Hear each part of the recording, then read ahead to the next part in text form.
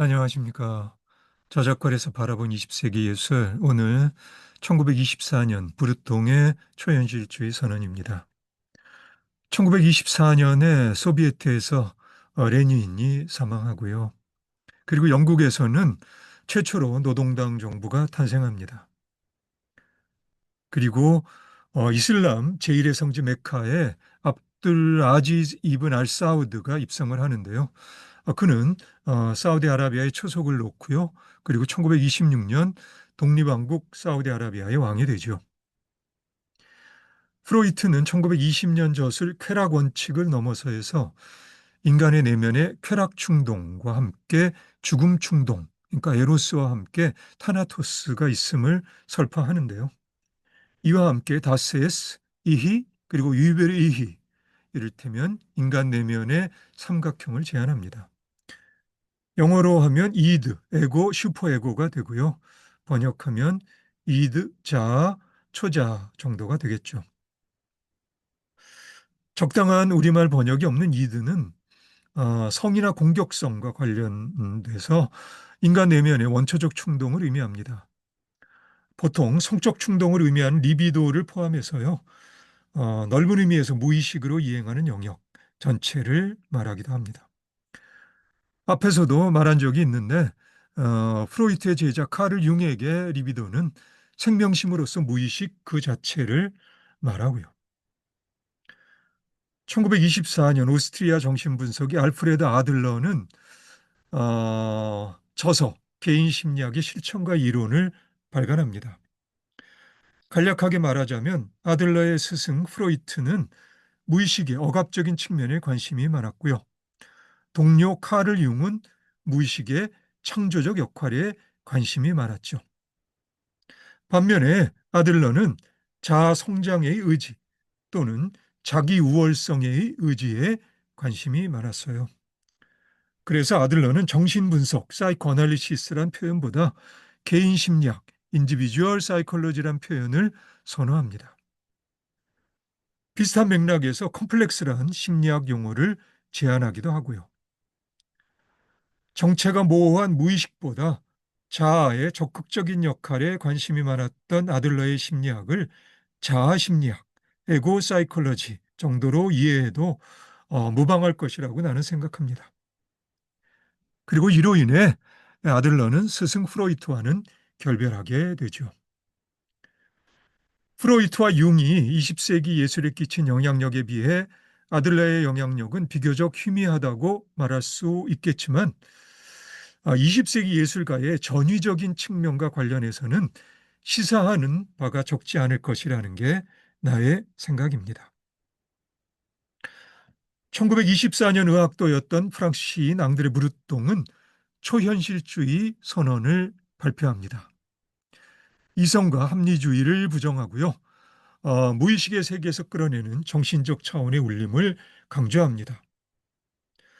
저작거리에 소위 객관적 현실을 초월하는 그와는 다른 성격의 세계를 상정하면서 무엇보다도 현실의 억압으로부터 정신이 해방될 때 접근 가능한 불가사의하고 아름답다기보다는 경이로운 세계에 방점을 찍습니다.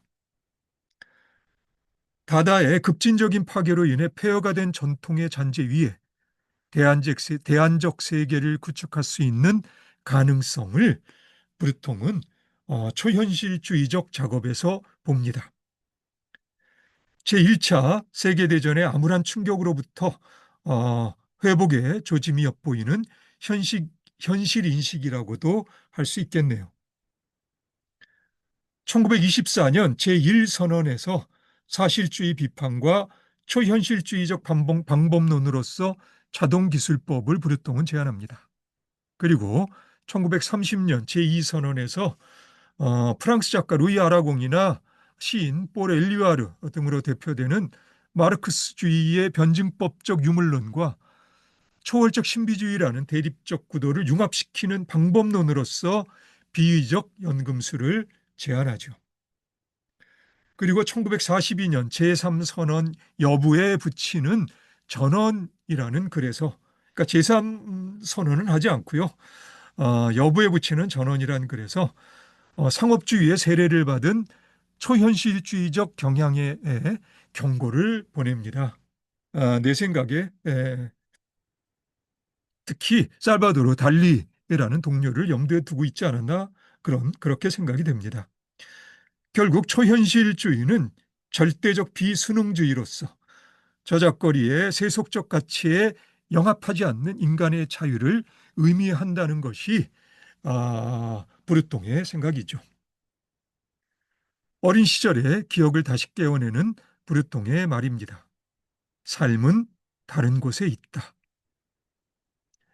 예, 브루통은 이미 1919년 자동기술법의 한 실험적인 시도로 프랑스의 시인 필립 수포와 함께 자기장이라는 작업에 착수해서요.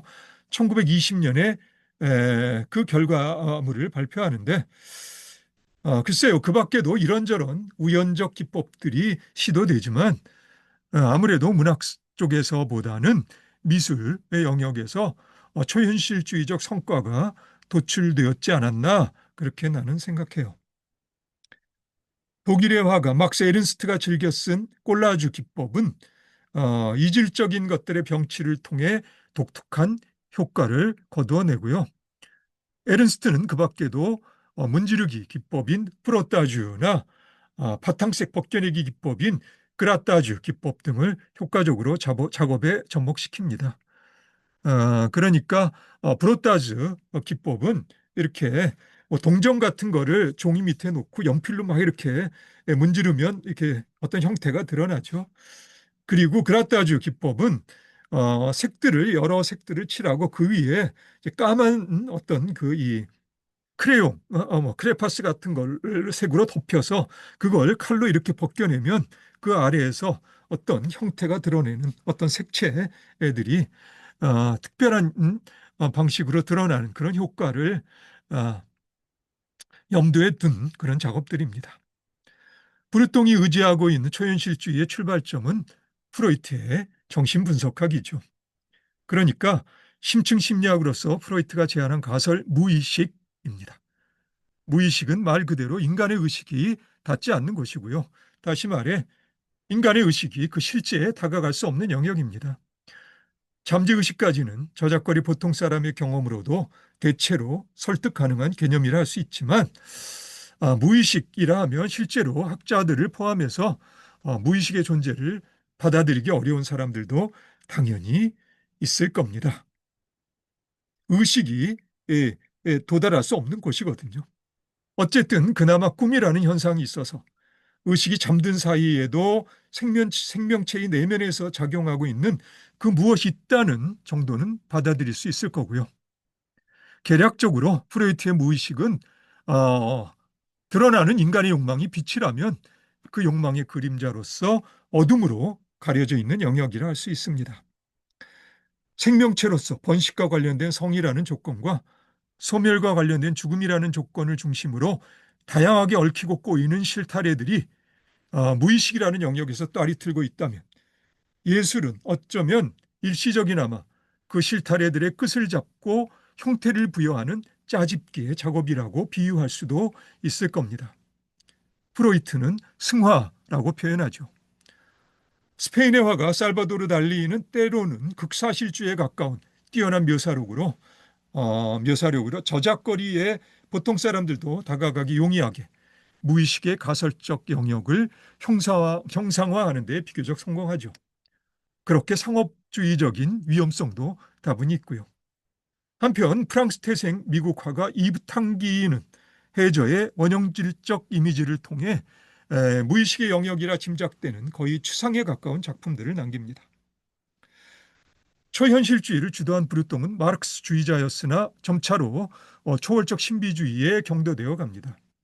결국 저작거리에 보통 사람이 나의 눈에도 보이는 것으로 현실적 제도들과 저작거리의 온갖 욕망과 표상들 그리고 저작거리의 보통 사람으로서 이미 어른이 되어버린 나의 눈에 보이지 않는 것으로 이상주의적 비전과 정화된 정신의 영적 차원들 사이에서 서로 이질적인 것들을 결합시키려는 그의 연금술적 도전들은 때로는 지나치게 선동적인 느낌도 없지 않아 있지만 그 성과 여부를 떠나서 시도해 볼 만한 작업이지 않았나 생각이 됩니다.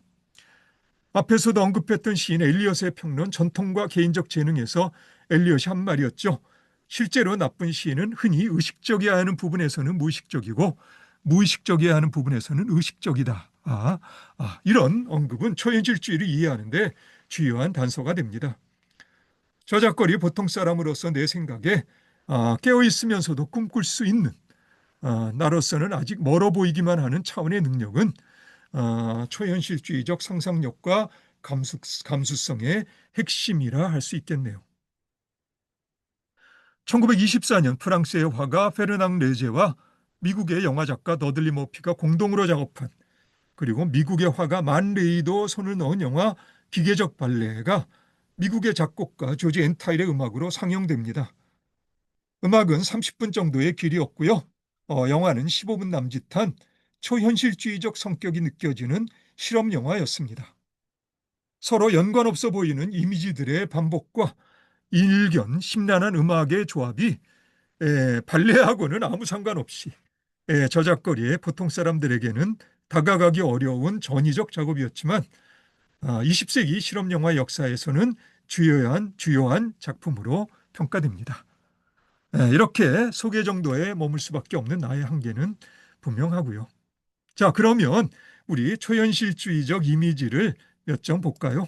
예, 이 몽따주 작업이 막스 에른스트가 1920년에 작업한 중국 나이팅게일이란 이미지의 합성 작업입니다. 예. 그리고 역시 막스 에른스트의 1924년 나이팅게일 새에 위협받는 두 아이들이라는 무언가 심상치 않은 느낌의 실제 목재와 이렇게 목재들이 함께 콜라주되어 있는 그런 성격의 입체적 콜라주 작업이라고 할 수 있겠어요. 그리고 막스 에른스트의 1926년 숲의 가장자리라는 작업인데요. 에른스트는 숲의 일련의 연작들을 발표하고요. 그리고 콜라주 작업입니다. 그리고 이 형태에는 숲에 비교적 보편적으로 등장하는 숲의 연작에 자주 등장하는 에른스트 특유의 이미지입니다. 합성 이미지죠. 그리고 에른스트의 유명한 비가 온 후의 유럽 2입니다. 오래전에 1 작업을 했고요. 그래서 그로따주 기법으로 문지르기 이 벗겨내기 기법으로 작업한 그런 이 인상적인 에른스트의 작품이에요. 그리고 살바도르 달리가 1925년에 그린 창가의 여인인데요. 일반적인 초현실주의적 기법의 작업은 아닌데 그럼에도 무언가 뒷모습에서 이 여인 내면에 어떤 측면이 무의식적 어떤 측면이 드러나는 좋은 작업이지 않았나 생각해요. 그리고 달리의 전형적인 스타일입니다. 1929년 내 욕망의 수수께끼 어머니 어머니 어머니라는 또 다른 제목이 있는 그림입니다. 그리고 2단기에 아주 깊은 바닷속의 원형질 생명체의 느낌이죠. 1927년 엄마와 아빠는 부상당했어 라는 그림입니다. 자, 그럼 오늘은 여기까지 하겠습니다. 오늘도 수고 많으셨고요. 그럼 우리 다음에 다시 봅시다.